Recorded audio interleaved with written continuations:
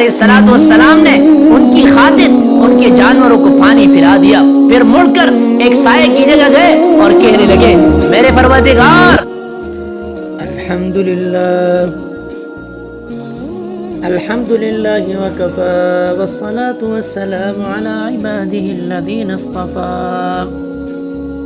اما بعد فاعوذ باللہ من الشیطان الرجیم بسم اللہ الرحمن الرحیم يعلمون ظاهرا من الحياة الدنيا وهم عن الآخرة هم غافلون وقال النبي صلى الله عليه وسلم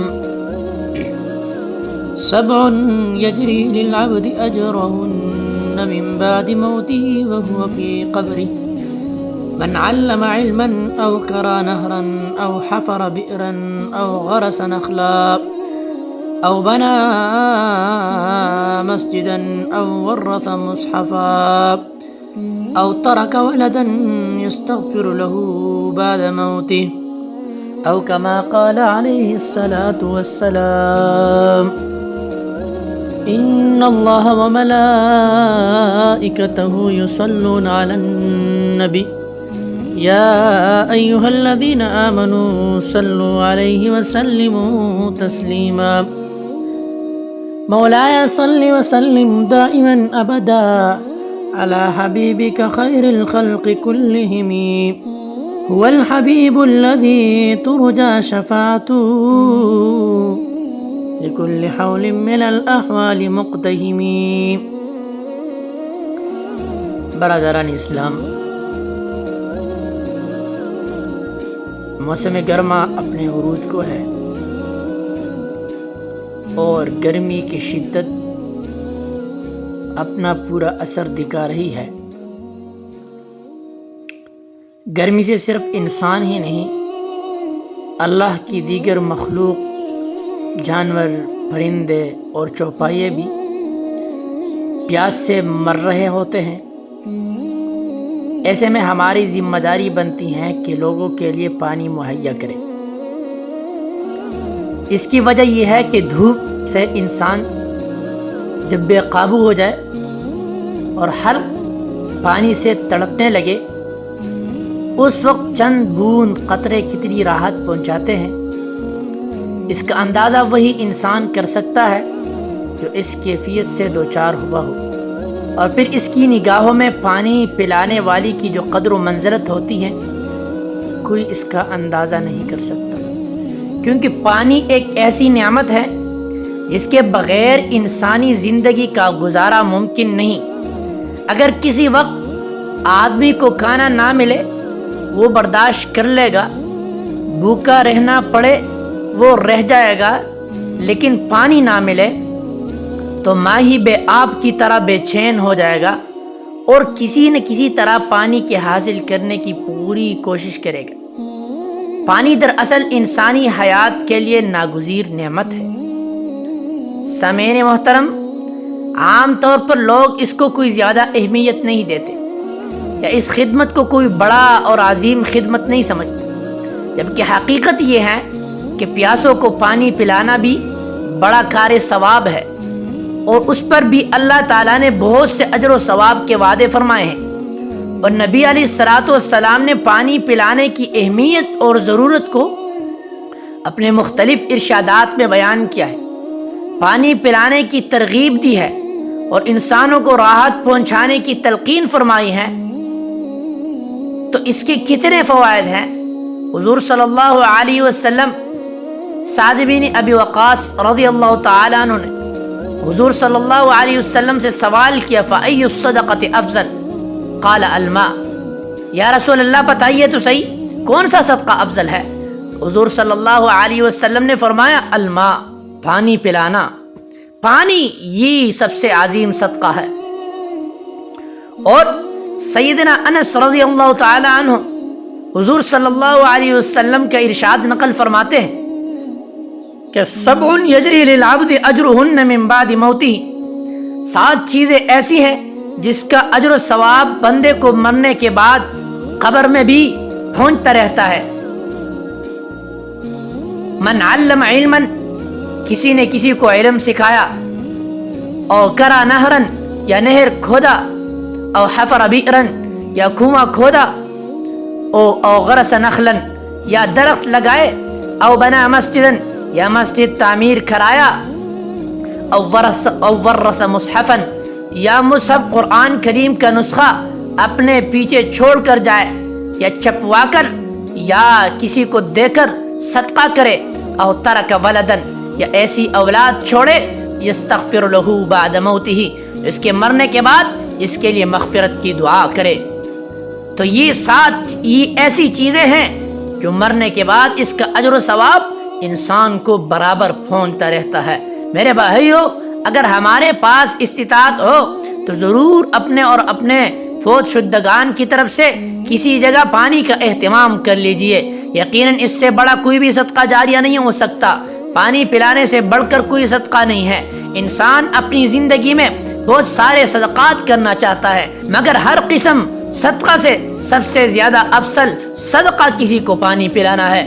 چنانچہ سیدنا ابو ہریرہ رضی اللہ تعالیٰ عنہ سے روایت ہے کہ حضور صلی اللہ علیہ وسلم نے فرمایا, لیس صدقۃ اعظم اجرا من ماء, پانی پلانے سے بڑھ کر ثواب والا صدقہ کوئی نہیں ہے. پانی پلاؤ, صدقہ اور اجر کماؤ, سب سے بڑا صدقہ یہی ہے.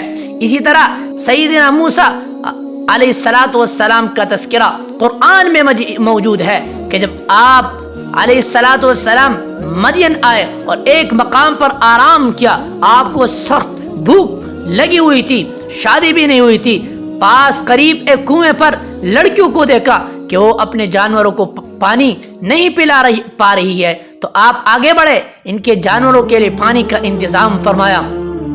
تو اللہ رب العزت نے اسی کا تذکرہ قرآن میں فرمایا, فَسَقَىٰ لَهُمَا ثُمَّ تَوَلَّىٰ إِلَى الظِّلِّ فَقَالَ رَبِّ إِنِّي لِمَا أَنزَلْتَ إِلَيَّ مِنْ خَيْرٍ فَقِيرٌ. موسیٰ علیہ السلام نے ان کی خاطر ان کے جانوروں کو پانی پلا دیا, پھر مڑ کر ایک سائے کی جگہ گئے اور کہنے لگے, میرے پروردگار, جو کوئی بہتری تو مجھ پر نازل کر دے, میں اس کا محتاج ہوں.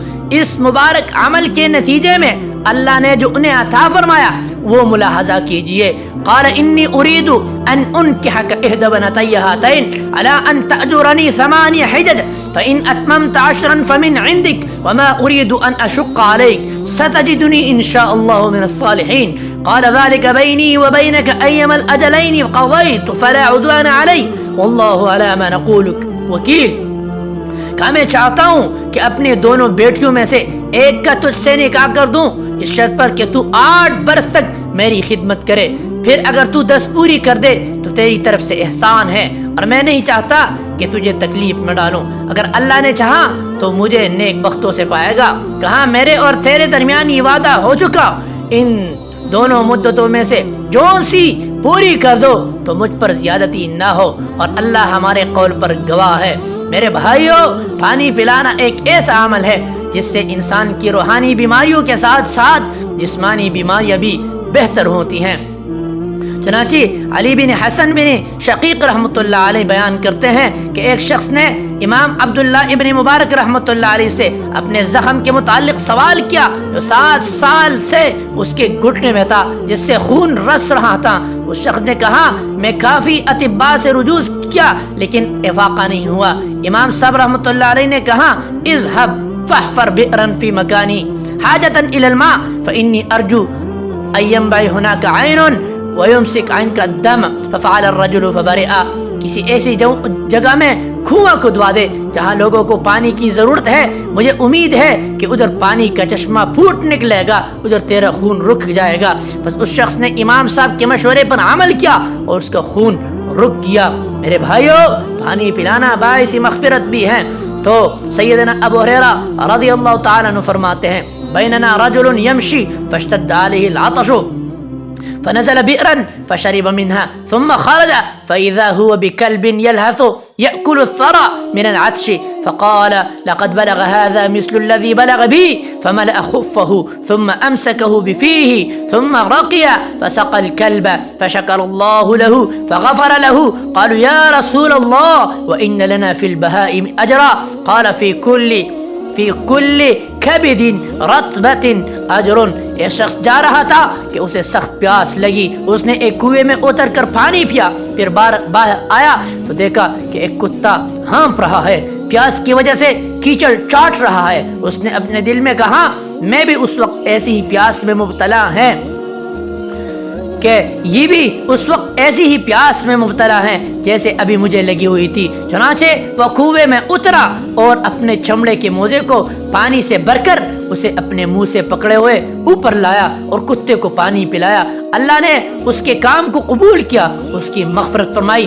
صحابہ نے عرض کیا یا رسول اللہ, کیا ہمیں جو چوپاؤں پر بھی اجر ملے گا؟ آپ صلی اللہ علیہ وسلم نے فرمایا ہر جاندار میں ثواب ہے, ہر جاندار اگر کسی جاندار کو آپ نے پانی پلایا تو اس میں بھی ثواب ہے. اسی طرح ایک روایت ہے کہ غفر لامرأة مومسة مرت بكلب على رأس ركي يلحس قال كاد يقتله العطش فنزعت خفها فأوثقته بخمارها فنزعت له من الماء فغفر لها من ذلك. ایک فاحشہ عورت صرف اس وجہ سے بخشی گئی کہ وہ کتے کے قریب سے گزر رہی تھی جو ایک کنویں کے قریب کھڑا پیاسا ہانپ رہا تھا. ایسا معلوم ہوتا تھا کہ وہ پیاس کی شدت سے ابھی مر جائے گا. اس عورت نے اپنا موزہ نکالا اور اس میں اپنا دوپٹہ باندھ کر پانی نکالا اور اس کتے کو پلا دیا, تو اس نیکی کی وجہ سے اس کی بخشش ہو گئی. میرے بھائیو, ہمارے کتنے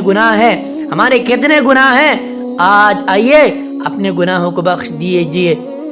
اسلام ایک مکمل ضابطۂ حیات ہے. یہ نہیں ہے صرف عبادات کے تک محصور ہے, بلکہ ہم نے عبادات بھی کرنی ہے اور ان عبادات کے ساتھ ساتھ انسانیت کی خدمت بھی کرنی ہے. انسانیت کی خدمت کرنا یہ بھی ایک عبادت ہے. میرے بھائیو, آج لوگ اسلام کا چہرہ مسخ کرنے کے در پہ ہیں, ان چیزوں کو لوگوں سے چھپا رہا ہے, ان چیزوں کو لوگوں کی نظروں سے اوجھل کرنے کے در پہ ہیں. میرے بھائیو, جس طرح اسلام ایک جگہ سے لے کر دوسری جگہ تک, اسلام ایک ذرے سے لے کر دوسرے ذرے تک انسانیت کی خدمت کا حکم دے رہا ہے, شریعت اس کا حکم دے رہی ہے کہ آپ انسانیت کی خدمت کرو. آج ہم عبادات تو کر رہے ہیں لیکن انسانیت کی خدمت کے لیے ایک ذرہ ایک منٹ بھی نہیں نکال سکتے. میرے بھائیو, گرمیوں کا موسم ہے, پانی پلاؤ جنت کماؤ, پانی پلاؤ جنت میں جاؤ. اگر جنت میں جانا چاہتے ہو تو لوگوں کو پانی پلاؤ. میرے بھائیو, انشاءاللہ ایک ذرہ چھوٹی چھوٹی نیکی اس کو کمتر نہیں سمجھنا اور لہٰذا اس پر عمل کر کے آپ جنت میں جا سکتے ہیں. ایک فاحشہ عورت ایک کتے کو پانی پلا سکنے کی وجہ سے, پانی پلانے کی وجہ سے جنت میں جا سکتی ہے. تو میں اور آپ بندوں کو, میں اور آپ انسانوں کو, میں اور آپ چوپایوں کو